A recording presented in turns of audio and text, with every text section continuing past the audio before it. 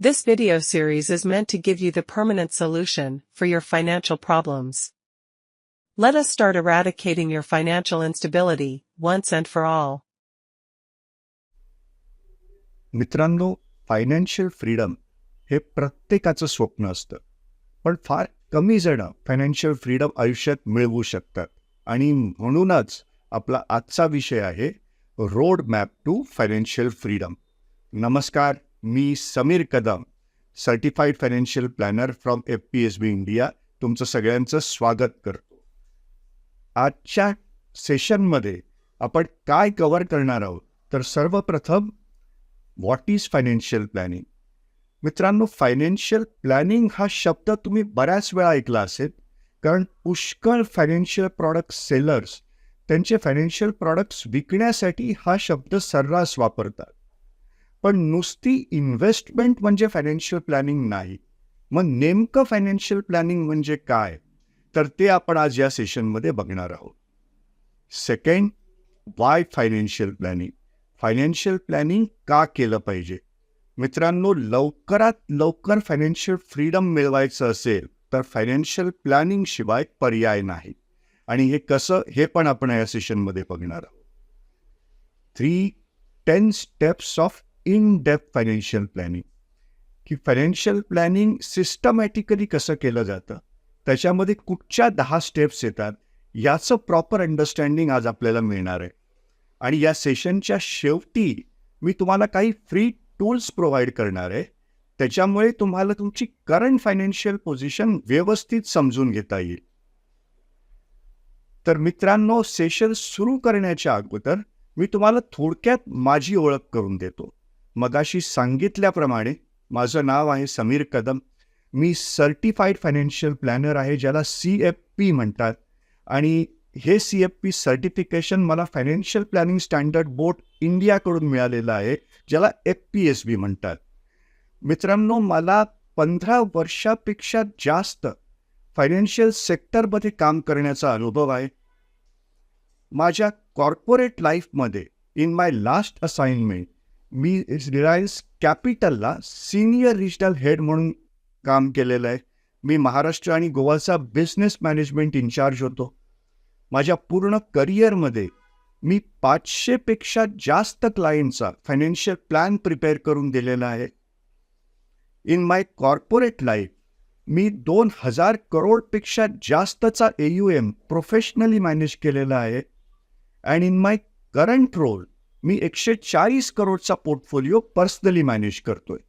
मित्रांनो, या पूर्ण अनुभवाचा फायदा हा झालेला आहे, मागच्या 3 वर्षामध्ये निफ्टीनी रिटर्न दिलेले आहेत 15% कंपाऊंडिंग. याच 3 वर्षाच्या पिरियडमध्ये, ज्याला ब्रॉडर मार्केट म्हणतात, त्या निफ्टी 500नी रिटर्न दिलेले आहेत 18.5% कंपाऊंडिंग. आणि ह्याच 3 वर्षाच्या पिरियडमध्ये जो पोर्टफोलिओ मी मॅनेज करतोय त्याचे रिटर्न आलेले आहेत 30% कंपाऊंडिंग. आणि हे जेन्युअन, लेजिटिमेट, ऑथेंटिक रिटर्न आहेत. याच्यामध्ये कुठलीही चुकीची इन्व्हेस्टमेंट न करता योग्य पद्धतीने आलेले हे रिटर्न्स आहेत. मित्रांनो, हे रिटर्न्स येण्यामागचं कारण माझा अनुभव तर आहेच आहे, पण त्याच्याच बरोबर माझं क्वालिफिकेशन किंवा माझे सर्टिफिकेशन सुद्धा आहे. तर माझं पहिलं सर्टिफिकेशन आहे इन्व्हेस्टमेंट प्लॅनिंग स्पेशालिस्ट. मित्रांनो, आपण इन्व्हेस्टमेंट कुठे केली पाहिजे, का केली पाहिजे, किती केली पाहिजे, या सगळ्या विषयाचं स्पेशलायझेशन माझ्याकडे आहे. आणि म्हणूनच मला FPSBनी सर्टिफाईड केलेलं आहे इन्व्हेस्टमेंट प्लॅनिंग स्पेशालिस्ट म्हणून. माझं दुसरं सर्टिफिकेशन आहे risk and estate planning specialist.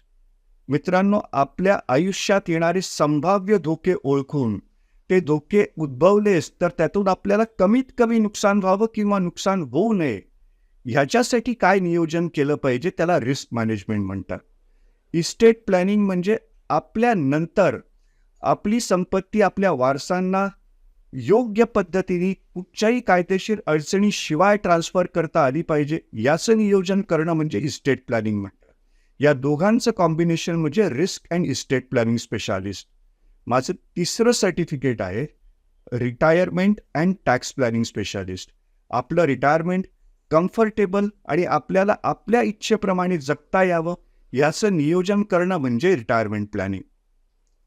आणि आपण किती टॅक्स भरला पाहिजे किंवा टॅक्स आपल्याला कुठे वाचवता येईल आणि हा टॅक्स वाचवताना आपले रिटर्न्स कुठेही कॉम्प्रोमाइज नाही झाले पाहिजेत, या सगळ्याचं प्लॅनिंग म्हणजे टॅक्स प्लॅनिंग स्पेशालिस्ट.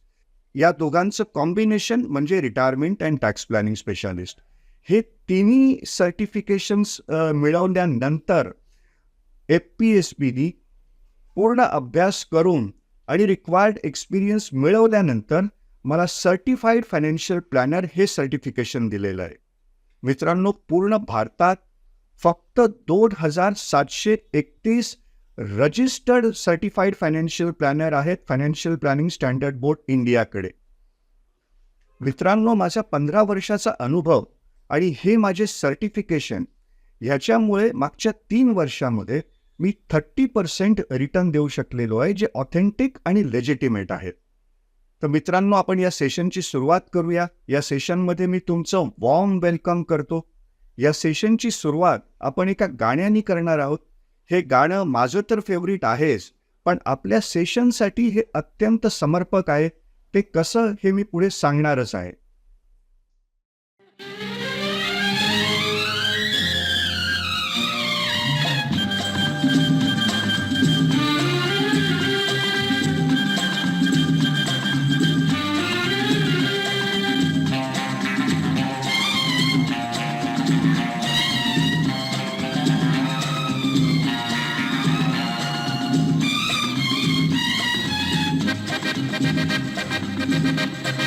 हे हे रोते हुए आते हैं सब, रोते हुए आते हैं सब, हंसता हुआ जो जाएगा वो मुकद्दर का सिकंदर, वो मुकद्दर का सिकंदर जाने मन कहलाएगा.